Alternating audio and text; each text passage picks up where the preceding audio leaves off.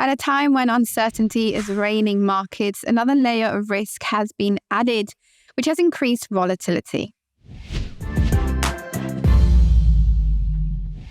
Of course, I am talking about the story of the day, the story of the week, and that is the Hamas attack on Israel. I am not a political analyst, nor am I an expert in this field, but I do want to touch up on a few points as to what this conflict has meant for markets, and that is uncertainty and elevated risk. And a lot of the moves that we're seeing this morning are directed at safe havens and those assets that may see their demand and supply structure affected by the escalation of tensions in the Middle East. So we are going to be looking at the likes of oil, the dollar, also gold as well. But just as a recap, as I said, we've seen this attack from Hamas on Israel. And the fact is that markets is assigning a risk premium to a lot of assets based on the fact that we're not quite sure as to what's going to happen with retaliation or whether there's going to be further escalation in the conflict. Now, usually in the past, these conflicts are pretty isolated in terms of market impact. They usually do have an effect for a day or two, but once a little bit of the uncertainty is resolved, markets kind of resume the back to normal, which in this case is uncertainty anyway. But it may be that this risk premium that we are seeing markets assigning to a lot of these assets may unwind in the next few days. Of course, we'll have to see what impacts this will have. How will Israel react to the kidnapping of so many of its citizens, including young children? And as I said, of course, not a political commentator, but markets are very, very focused on what will happen there, and especially how will that impact the greater region of the Middle East. Now, for example, if we're looking at oil, we saw oil jumping around 4% overnight in the opening of the Asian session as markets reacted to the events happening over the weekend. Now, neither Palestine nor Israel are exporters of oil, but neighboring countries in the Middle East, like Saudi Arabia, are big oil exporters. They do account to about a third of the oil exported worldwide. And of course, traders will be very focused as to what this means for supply. Will we see further disruption to supply? As we know, Saudi Arabia already promising to cut their production throughout the end of 2023.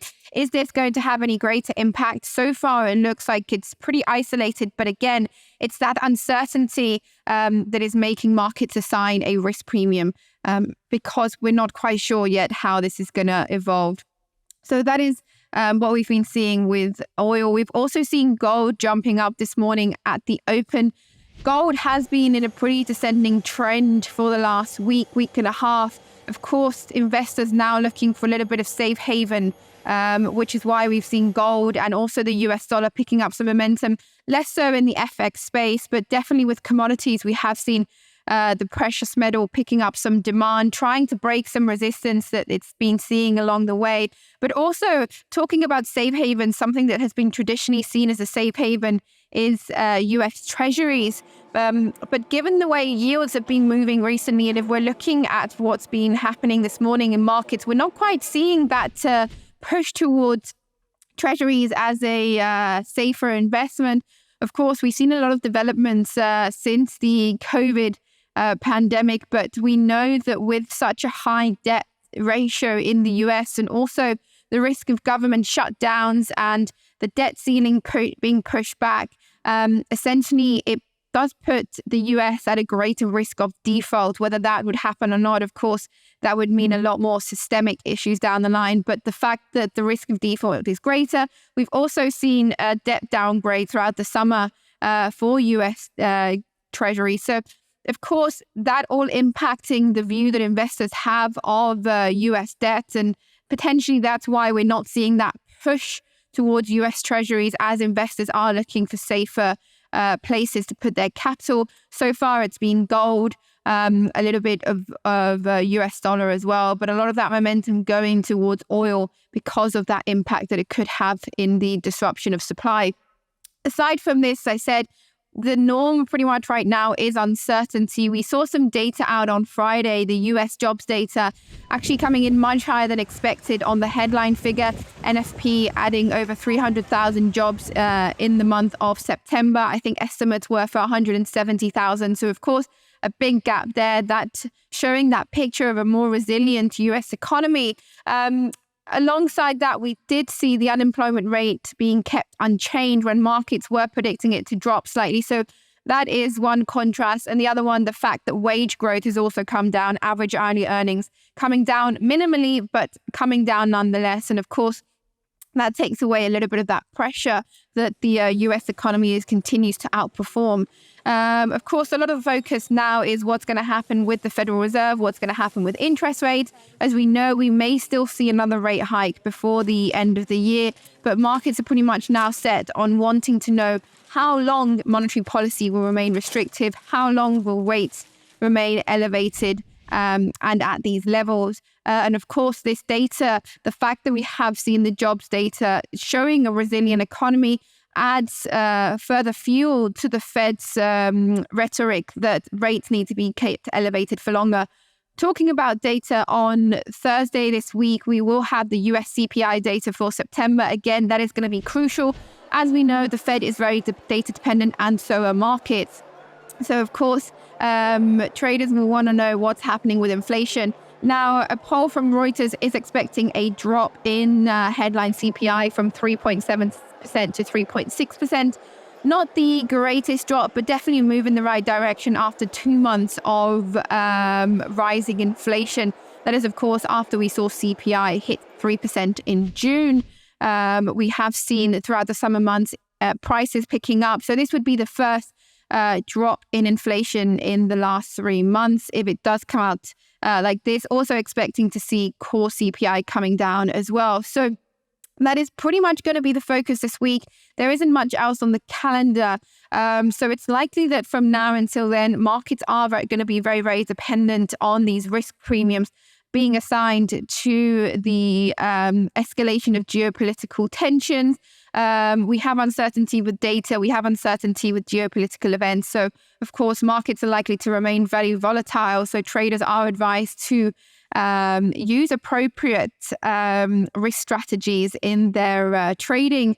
So as I said, we'll just have to see how the tension in the Middle East evolves, whether it escalates further, whether markets deem necessary to apply further risk premiums. In that case, we could see the likes of stocks coming down and also gold and oil picking up more demand alongside the US dollar. Okay, so let's kick it off with oil on the charts. As you can see here, the jump this morning at the open up to around $86 per barrel for West Texas Intermediate.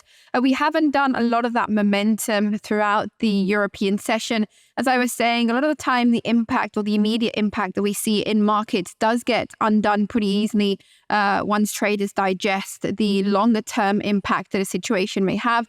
Currently, as I said, a lot of uncertainty of what this means, but traders definitely coming back on that, likely assigning a smaller probability that it will disrupt oil exports from Saudi Arabia or the Middle East. As you can see here, trading now at around $84 per barrel. So coming down around $2 since the open, since the move higher, may I say, finding some resistance along that 50-day simple moving average, as you can see currently at 84.62. Now, the momentum that we've seen in the prior week, undoing a lot of that bullish momentum.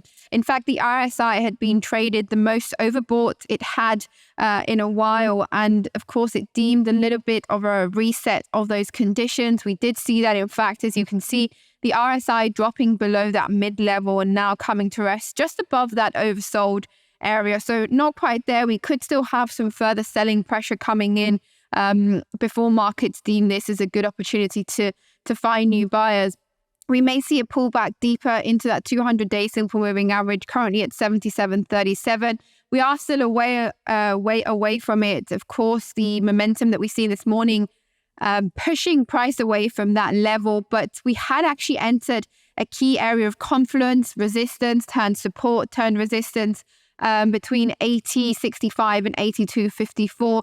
It has been a very, very important level in the past, as you can see. And we did come and trade within it on Friday's session, actually managing, or should I say not managing to break out of it, neither to the top side nor the downside. So again, showing its importance as a key area of confluence. As I said, for now, it's likely that over the next few days, we just digest the risk premium that's been applied to oil because of the escalation of tensions or the attacks that we've seen in the Middle East. For now, it looks like we're not quite seeing yet that clear direction. It looks like that bullish momentum could have been resumed after the pullback. But again, pulling away so heavily from the highs of the day really suggests that buyers are struggling to keep momentum and to attract further support to push higher. We're looking at gold, also seeing that open much higher now, currently trading at around $1,850 per ounce. Of course, we've seen a weaker picture for gold recently. Gold is a great hedge against uncertainty, but especially uncertainty when it comes to economic performance. So when it comes to recession, because of all of the better than expected data that we've seen recently and the resilience that we've been seeing in economies, gold has been left a little bit at the mercy of just finding some demand along the way. It actually came to rest at around the lows that we saw back here in March, just above that $1,810 per ounce. As you can see, over the last week, we have seen a few instances here on these daily candlesticks of indecision, really a lack of direction, seeing pretty much an equal tail and wick here, and that body really shortened. So again, sellers struggling to continue that momentum to the downside, but buyers not really sure whether it was time to come in. As you can see on Friday, that momentum turning, a lot of that on the back of the US dollar dropping a little bit alongside US yields. But today, this morning, of course, the topic, as I said, is that escalation of tensions, applying risk premiums to market, and of course, meaning that safe havens like gold have seen increased demand. Now, whether this move is going to be sustainable, I think looking at the chart, not really. We had been very, very oversold on the chart, as you can see, coming into that deep red territory below that 20 mark. So, of course, suggesting that the sell-off was overextended and that buyers were meant to come in. We saw that on Friday, resetting some of those conditions. The jump higher this morning, again, seems like just an immediate reaction in the market. As we go along, it's likely that these risk premiums will be diminished, and the fact that we'll leave gold again focused on data and what that's got to show. Again, what impact will the data have on economies? What will it show with regards to interest rate? That's what's going to be driving gold in the immediate future. So for now, it looks like we could just be consolidating around current levels, potentially dropping back to where we were. Although, as I said, we were very oversold, so a push higher was needed anyway. I just struggle to see buyers coming in and really consolidating strong bullish momentum from this level. And again, it's just going to depend on how everything evolves, data and geopolitical wise. Let's quickly just look at the US dollar because we have seen, as I said, in the FX space, we haven't seen that much volatility on the back of the weekend events. We had seen the dollar coming down last week, again, resetting some of those overbought conditions, picking up some momentum again this morning, but not the most significant of charts to look at. Euro dollar has been very interesting because it had come back into that descending channel. And of course, once again, it came in and touched that midline on Thursday here. And as you can see, coming back from that, so on Friday, coming back from the midline, again, showing resistance. As you can see, pretty much since the end of August, we have been trapped in the lower quarter or the lower half of this descending channel. As you can see, stuck between that midline and the lower bound. We broke that to the downside, but we came back in it. And buyers struggle to find further momentum to break back above it. This morning, as we have seen the US dollar picking up some momentum, we have seen Euro dollar here weighed on a little bit. But again, I'm still struggling to see that bearish momentum really resuming in order to break below the descending channel once again. That is it for today's video. Thank you so much for watching, and don't forget to subscribe to our channel.